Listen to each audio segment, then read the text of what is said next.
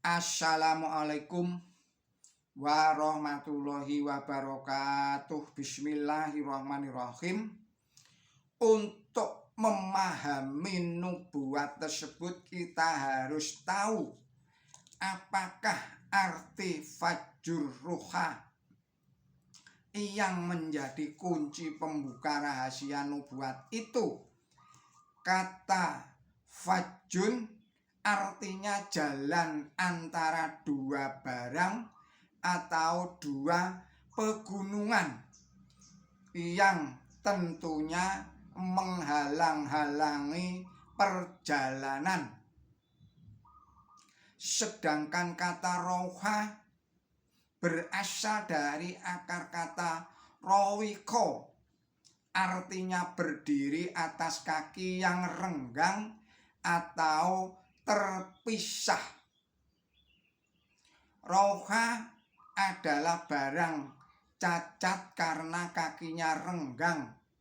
Jadi mohil dari fajur roha maksudnya kaum Ahmadi akan mendapatkan banyak kesulitan untuk menunaikan ibadah haji dan umroh atau kedua-duanya.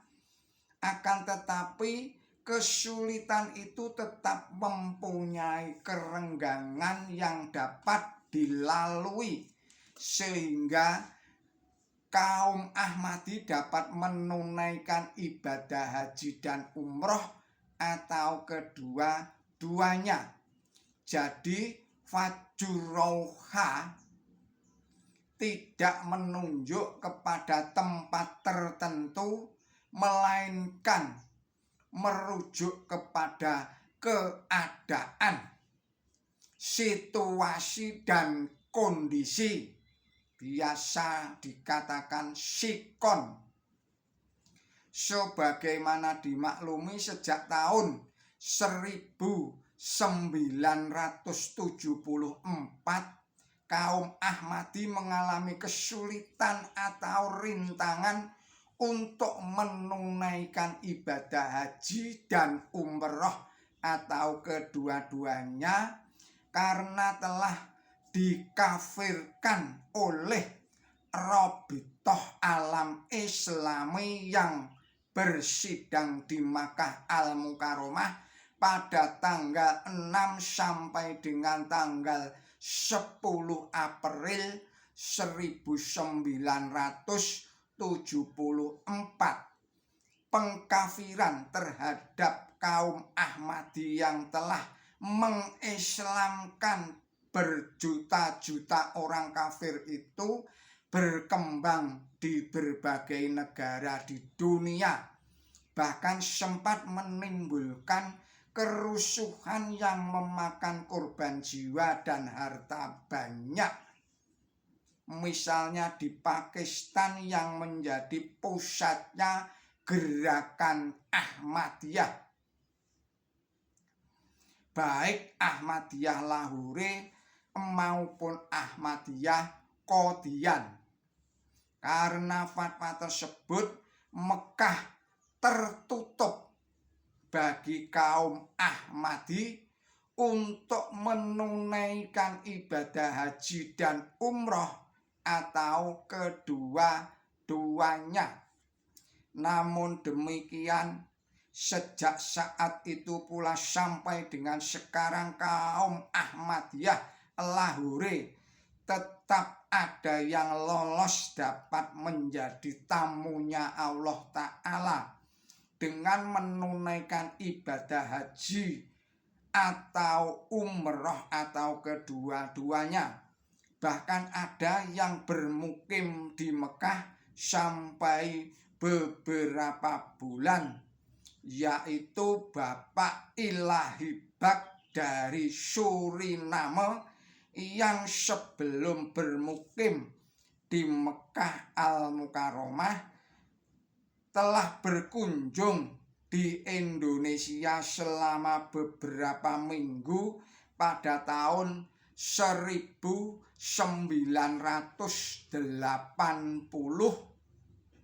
yang lalu. yang lebih ajaib, terjadinya musibah Mina yang merenggut nyawa 1.500 jiwa jemaah haji pada tahun 1410 Hijriah, yang sebagian besar sekitar 800 syuhada adalah jamaah haji asal Indonesia. 3 di antara mereka adalah putra-putri terbaik Ahmadi, yaitu Bapak Profesor Dr. H. Ahmad Muhammad Joyo Sugito sebagai Ketua Umum Pedoman Besar Gerakan Ahmadiyah Lahore Indonesia. Kemudian Ibu Profesor Dr. Hajah Sumiati Ahmad Mokamad, seorang cendekiawati muslim yang akan mengelola lembaga kajian keagamaan Gerakan Ahmadiyah Lahore Indonesia, dan Ibu Hajah Sayyidati Fatimah Aliyadi Wasana, Bendahari Pedoman Besar Gerakan Ahmadiyah Lahore Indonesia. Mereka adalah hamba-hamba Allah yang beruntung karena termasuk sebagai syuhada, saksi kebenaran.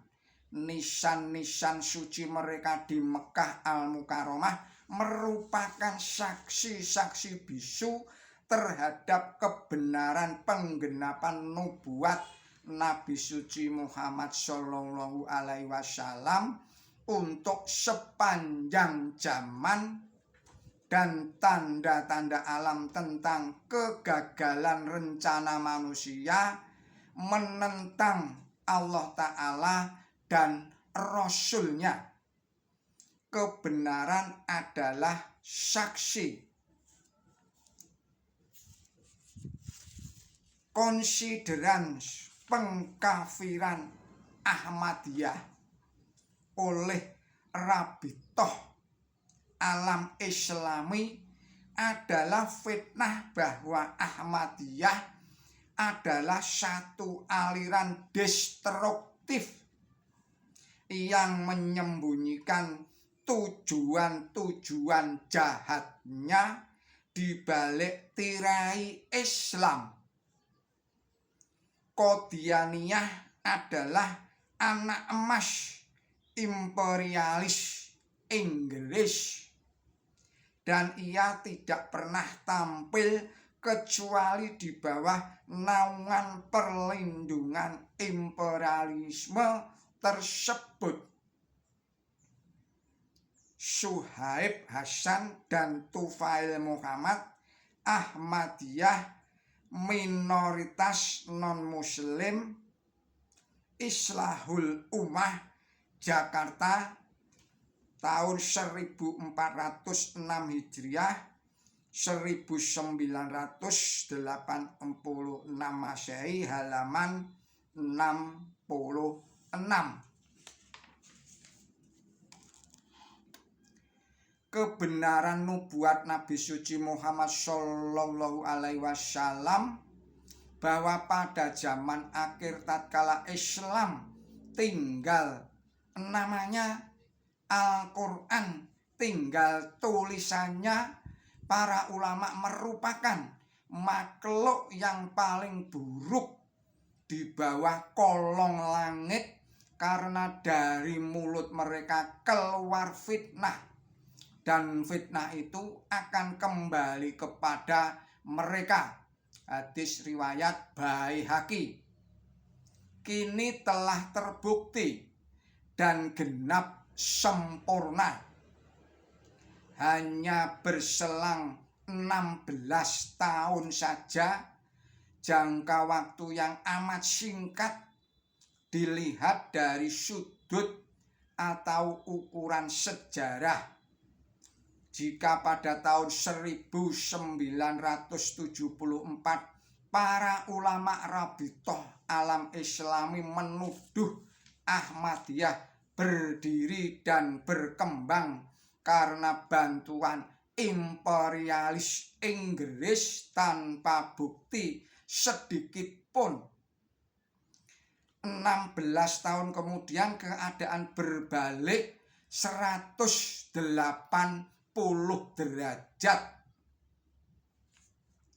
Ketakutan pemerintah Saudi Arabia terhadap pemerintah Irak yang juga Arab menyebabkan Rabithah Alam Islami mengeluarkan fatwa perlunya bantuan tentara imperialis Amerika Serikat, Inggris dan sekutu-sekutunya, karena justifikasi ulama Rabithah ini Raja Fahd berjajar bersama Jenderal Norman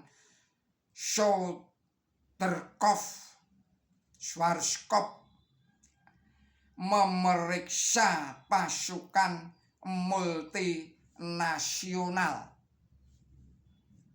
Para ulama Rabithah Alam Islami dalam menyelesaikan krisis Teluk mengabaikan firman Allah Ta'ala, Bismillahirrahmanirrahim, semua kaum mukmin adalah saudara, maka berdamailah di antara saudara-saudara kamu dan bertawakallah kepada Allah agar kamu diberi rahmat.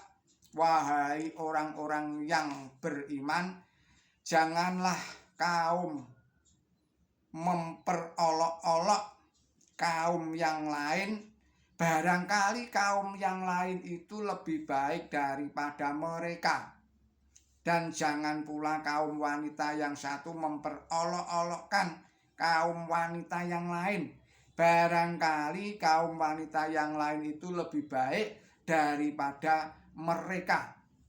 Dan janganlah mencela orang-orang kamu sendiri, dan jangan pula saling memanggil dengan nama ejekan. Buruk sekali nama yang jelek itu sesudah beriman. Dan barang siapa tidak bertobat, mereka adalah orang yang lalim. Wahai orang-orang yang beriman, jauhilah sebagian besar dari prasangka. Sesungguhnya prasangka dalam beberapa hal itu dosa. Dan janganlah memata-matai, dan jangan pula sebagian kamu mengumpat kepada sebagian yang lain. Surat 49, yaitu surat Al-Hujurat. Surat Al-Hujurat surat 49 ayat 10 sampai dengan ayat 12. Demikian kita cukupkan dahulu video ini. Kita sambung pada video yang lain. Ada salah kilapnya mohon maaf. Billahi taufik wal hidayah. Wassalamualaikum warahmatullahi wabarakatuh.